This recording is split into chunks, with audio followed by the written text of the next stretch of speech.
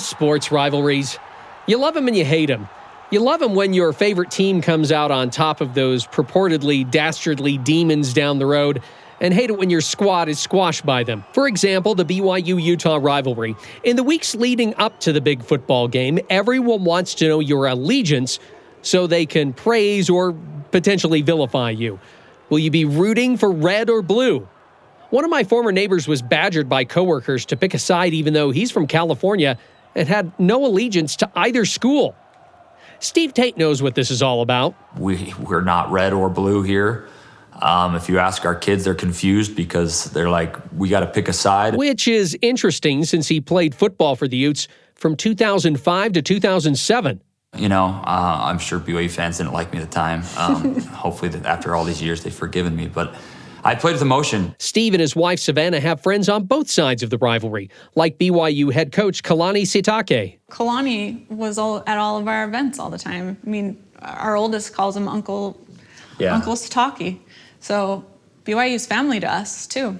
They've also developed a good relationship with former Cougar Reno Mahe. As much as we go back and forth with the rivalry, there's this bond having played football. When you're a part of football, it's just a big umbrella of respect, and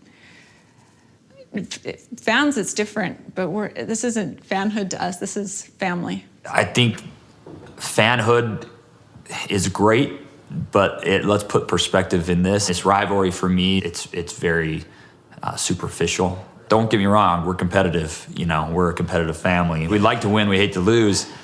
But we know that there's a lot more to life at the end of the day than that. And we definitely focus on that. The Tates know what they're talking about when it comes to perspective. Their son Hayes helped them understand what's most important in life in the short time he spent with them. Hayes was such a wise, deep soul. I felt like he was a gift. And I honestly felt like he was a gift to everyone. He's got a purpose in this world, and that's helping other people. Welcome to BYU Radio's Big Stories, telling the amazing and inspiring tales from the Big 12 and beyond. I'm your host, Cleon Wall. Our episode, Hayes Tough, the Tates tutorial on love. The original University of Utah fight song is titled Utah Man. That could well describe Steve Tate. I grew up here in the state of Utah. My grandpa played football at Utah, so I always went to the games with my dad. It was always a tradition of our families. You know, we were season ticket holders, so kind of the homegrown boy raised here in Salt Lake City and ended up going to the University of Utah. After playing one season of football at Utah State University, Steve walked on to the Utes football program, eventually earning a scholarship. I played safety at the University of Utah. I was able to, be a 3-year starter there. Captain, all-conference player. Although if you looked at me, you probably wouldn't suspect I would be, an all-conference player. I was gritty. That's kind of what I was. Led the team in tackles a couple years there, and really prided myself on that. Is just, kind of overcoming odds and, just playing with emotion. Maybe it was that emotion that led Savanna to Steve. We met each other in 5th grade and have been friends forever. The two were wed while Steve was still taking down football foes for the Utes. We weren't very social because we just had each other. So we were having this whole football college experience as newlyweds, and then we had a surprise baby. And so Steve was playing, would go to press conferences after holding our 2-year-old, and it was a really unique experience. I had Yo Gabba Gabba stuck in my head. I'd singing Dora the Explorer on the football field. I kid you not, be stuck in my mind, and it was fun. I mean, our son was the mascot of the team. I think it helped my success. It kept me grounded. It allowed me to escape the game of football. And I think, balance is everything in life. And so having a family, having Savanna, and having, my son at the time, it was good. Steve graduated with a bachelor's degree in economics and eventually became a financial advisor. A lot of the opportunities that I have now are because of those things that I was able to achieve at the University of Utah. He and Savanna are the proud parents of 6 kids. Half of them came from one pregnancy. We found out we were going for our 4th baby, and we found out we were having triplets. And it was this whirlwind crazy. It was magical because it was so unexpected. And it was just amazing. We were this team, and our older kids had to get involved, and everyone was raising our 3 babies. And one of those babies was named Hayes. And when he was 9 months old, we found out that he had a brain tumor. And so we immediately began a fight that was completely unexpected, and it kind of jerked us back into reality. One of the things when Hayes was battling through his treatments, we spent 3/4 of the year in a hospital room, confined. A lot of patients, when they have their treatments, they get to come home, and we didn't get to come home with Hayes. His was so intense that we had to stay in that hospital room up to 30 days, and then he'd come home for 7 to 10 days, and we'd start the new round again. So we spent 3/4 of the entire year confined in a hospital room. And we didn't get to see our kids. We had to take turns. We didn't see each other. But Hayes' illness did lead Steve to comforting a former football rival. During one of those long stays at Primary Children's Hospital, Steve discovered that one-time BYU and NFL receiver Reno Mahe's 3-year-old daughter, Elsie, was being flown to the facility. Some window blinds cords had wrapped around her fragile neck. I saw Reno down in the hospital lobby and just hugged him and embraced and just let him know that I loved him, that I was going to be there for him. I honestly became close with Steve Tate at Primary Children's Hospital. Elsie eventually died. I know where my daughter is, and the fact that I know where she's at and who she's with gives me all the comfort I need in this world. I'm grateful for that peace that I have, that I know where she's at and that I can be with her someday. God has his footprints and everything, and it's certainly at that point I know that Reno, for whatever reason, Reno and I were meant to be there in that hospital lobby together, and I needed him, he needed me. There was a brief respite in Hayes' medical care. His cancer went into remission near his first birthday in March of 2016. The Tates called it beautifully perfect and the happiest time of their lives. They even took the whole family to Disneyland. But in November, the cancer returned, and it was more aggressive. I remember there was a doctor that would always come in when he was sick, and she's like, wow, he's a sage. He has such wise eyes. The Tates were told the disease would be fatal. When I found out I was losing Hayes, I was laying in his hospital bed with him, and I remember just crying out to the Lord silently that I wanted him to fix it. And I remember distinctly, and this is a huge blessing to me, huge blessing. He let me know that he was mourning with me, and he was in pain for me, and he couldn't take it away. But the fact that he was mourning with me saved me, because I was like, oh, he can't fix it, but he's there with me. And I think that's something that we all need to remember in life, is that these experiences are why we're here. One of the special things for us when we found out Hayes was coming home on hospice was we came home to Christmas lights. Like, something so, at the time, what you'd think irrelevant, but for us it was like, whoa, someone took the time to do something behind the scenes that we didn't ask for. And then our whole family was in the house, like everyone. And as we walked in, they clapped for us, like Hayes, like celebrating Hayes, like you did it, you beat it. When Hayes was, near passing away, we had the moment with him, and why I know God and angels exist is Hayes couldn't speak. He could say one word, which was dog. And when he was passing away, I remember he was there, and telling him how sorry I was as a dad that I couldn't take his pain away. And Hayes says, "It's okay." And that's one thing that I take with me, is that it's okay. And I don't know how. Certainly, as Savanna mentioned, by God, that he makes things okay. And for those people that don't feel like there is that hope, there is. And it will be okay. Maybe not today, maybe not tomorrow, but it'll be okay. And that's honestly how we've gotten through these years. Hayes was 20 months old when he passed. Steve and Savanna still anguish over the loss of their son. Grief never leaves. It's constant. It will be with us the rest of our lives. We will never not have a son who's passed on and in heaven. That's it. That's part of our lives now. And there are phases of grief. There are moments when you want to capture the world and help every person. Then there are moments where you want to be private. You just want to keep to yourself and feel your son. But it never ends. It never ends. There's always a hole in our heart that will never mend. What I've found fascinating about grief is that it shows itself in so many different ways. I've had moments of self-destruction and anger and poor choices because I'm just sad. And then I've had moments of strength and moments where I've had to be there for him and moments where he's had to be there for me. It's just this give and take, and I'm learning to deal with it still to this day.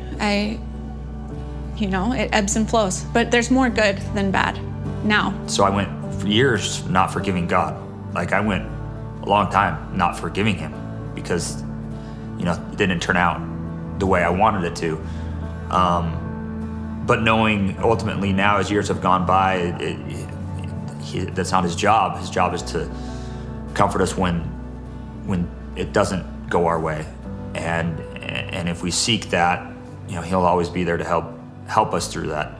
But it's okay for those that are questioning God and going through that. It's okay. That's normal. That's part of who he is as our Heavenly Father. He's going to have moments where you feel like he's abandoned you, but it's okay to have those moments. It's okay to have moments where you just feel angry and sad and all those emotions. It's part of the grieving process.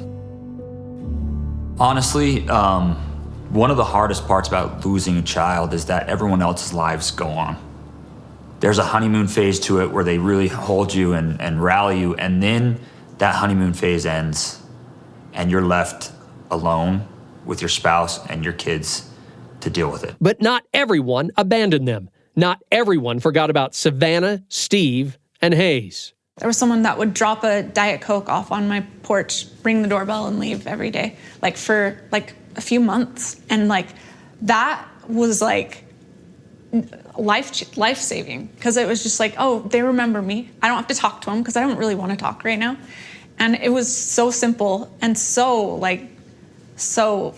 meaningful. When I receive a text from someone that recognizes it's his birthday or that it's the anniversary mark from when he passed away, it means that it happened. And it means that Hayes was our child and is our child, but was here physically with us and is no longer. And that means a lot to us when we have people that actually remember him. When you go through something like this, you want to keep his legacy alive. The Tates' decision to constantly remember Hayes has blessed the lives of so many families affected by cancer. We'll have more on the Hayes Tough Foundation when the Big Stories podcast returns. Hey everyone, Cleon Wall here again. I'm inviting you to check out another BYU radio podcast. It's called Deep Blue. It's where you get the true stories of BYU athletes and coaches from their own mouths. It's hosted by my colleague Jason Shepard. Last season, they had great interviews on Deep Blue, including Cougar quarterback Gary Bohannon. He teared up quite a bit talking about his son and what it means for his boy to watch his dad play. Also, BYU swimmer Jordan Tiffany, who quit swimming due to mental health struggles. He talked about how he was able to get back in the pool again. More great conversations for season number 3. BYU running back Hinckley Rapati will talk about his tear-filled journey to BYU. Former BYU tight end Chad Lewis, he's going to reflect back on that special 1996 BYU football season. And BYU basketball players Richie Saunders and Fuseni Traore discuss their unique relationship. It started way before they got to BYU. Please subscribe and listen to Deep Blue with Jason Shepard wherever you get podcasts, or check it out on the BYU radio app. Welcome back to BYU Radio's Big Stories episode, Hayes Tough, the Tates tutorial on love. December 3rd, 2016. That was the date former Utah defensive back Steve Tate and his wife Savanna lost their 20-month-old son Hayes to brain cancer. But several months prior to that day, his cancer was in remission. We were on a trip with Hayes, kind of celebrating at the time, his remission. And we just came with the idea, look, we're going to come with Hayes Tough and help some families. Hayes Tough is the name of their nonprofit organization. And the first thing Steve and the clan did was host a 5K run on Hayes' first birthday. The fun run helped to raise money for families of pediatric cancer patients. And we felt that it was kind of our obligation to help others, but also keep our son's legacy alive. At the time, we thought we'd be able to help a few families, and that would be great. Do care packages and keep it smaller, because we still had him here. So we were just like, we still just want to help people, and people have been so good to us. Let's give back as soon as we can. And so that was the plan. But he got sick again, and we lost him. And so we decided we're still going to do that plan that we had. And so that literally a week after he passed away, we took, I think it was like 45 care packages up to Primary Children's Hospital and gave back to the cancer unit. So we hit the ground running, and it helped. The Tates also discovered that some pediatric cancer patients didn't receive the same benefit or treatment from other nonprofit organizations. For example, Hayes was too young to qualify for a special trip with his family.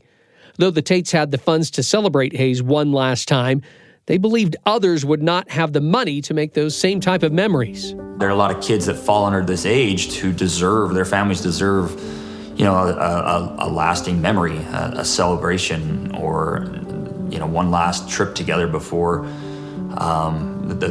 perhaps the child passes away. And so we really kind of focused that and said, we're going to raise funds to provide whatever it is they want, whether it's a trip, whether it's, going to a sporting event, whatever it is that child wants or that family needs, we wanted to provide that. And so we just started with that. And I think one of the first families we helped, we sent him to the beach. We sent him to California, and their son wanted to experience the beach, had never been on the sand before he was going to pass away. And, they sent us pictures back of their son before he passed away. And,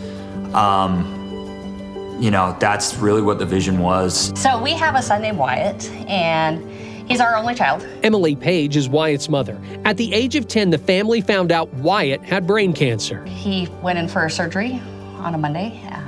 We traveled up to Seattle to do some proton radiation. He did really great for a while, and about 8 months later, he reoccurred, almost 1 year to the date. His cancer had come back, so he did another surgery and traveled to St. Jude's to do some more radiation. And about 6 weeks after we got back, we found out his cancer was terminal, and they gave him 1 month to live. We had never been to Hawaii before, so we had already planned on going. That's when the Hayes Tough Foundation stepped in. They reached out to us when we were going on our trip and did a very generous donation to our family, which we appreciate because it's a cherished memory that we were able to go on a last hoorah. It was fantastic to have a foundation like Hayes Tough reach out to us. It makes a world of a difference. I mean, because of their generosity and kindness, we were able to help cover some of our costs to get ourselves out there and enjoy the cherished memories that we were able to make while we were there. The Hayes Tough Foundation started holding galas, giving kids with cancer the opportunity to dream what they wanted to be when they grew up. And then we did a 5K, and we'd raise money for 2 families, and we'd give them a big check at the end of the 5K. We were chosen as the family that all the proceeds went to. Matt and Alison Quenneville's son, Trey, had brain cancer. Trey was diagnosed when he was 2 years old. So he couldn't be left alone in the hospital. I lived with Trey at the hospital, for 8 months. It's so hard when you're newly diagnosed to see past all of the darkness. But there is light all around you, so. There's a lot of good in humanity, so it's pretty humbling, I guess, just that there's people out there that don't know us and are willing to help us just because we needed the help. Seeing the Hayes Tough Foundation the other foundations that were around us doing what they did and just thinking, you know, what can we do as well to give back? So as we were going through the process of opening the business and we got into the whole childhood cancer lifestyle. So what we decided to do was in September, which is Childhood Cancer Awareness Month, we would pick either a foundation or a family that was going through similar things, and we would raise money at our stores to help that family or foundation. And then what we do is we'll put up a poster board of whoever it is that we're going to be sponsoring that month. And when they come through, they see what we're doing, and then we always ask, would you like to round up to help out this local childhood cancer family that we're trying to help and sponsor? And so we've had a lot of success. We felt so blessed because Trey was still with us, you know, and there's a lot of times there's the families that aren't as fortunate as us, like the Tates, and they still go out and they do a lot to honor Hayes. And so to us, that was inspiring to where we wanted to do what we could in our small little community and try and help as much as we could. A lot of the money we've raised hasn't been for the flashy, fun, you know, trips all the time. If you want to be buried by your child, now you have to pay for your plots.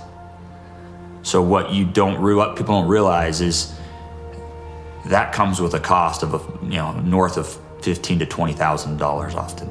And these families just lost their child. I mean, that's the reality of what these families face.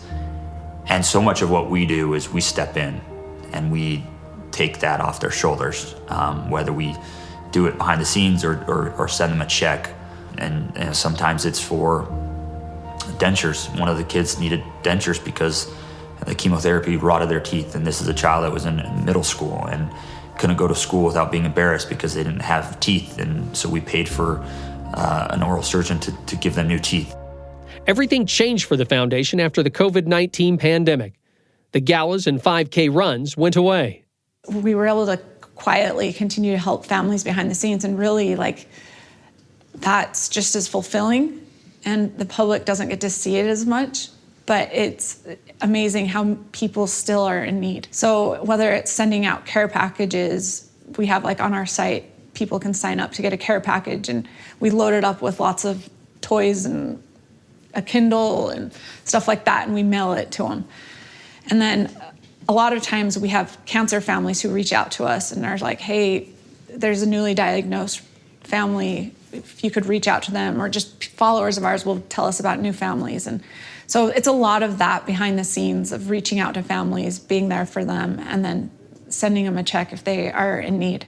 Here again is former BYU football player Reno Mahe. I had a nephew that was a senior in high school and went through cancer, and I reached out to Steve and Savanna, and Hayes Tough came through and was, participated in that and donated to their family and helped with some of the things they were going through. And so